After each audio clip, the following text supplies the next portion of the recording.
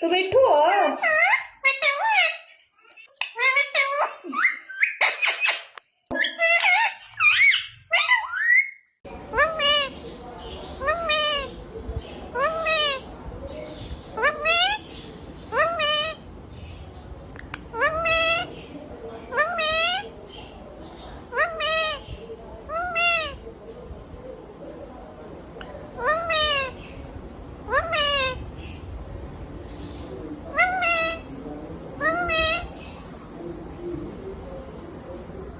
Mummy को बुलाओ. पापा को कैसे बुलाते हैं? Mummy mummy mummy. हाँ बोलो. रोटी दो.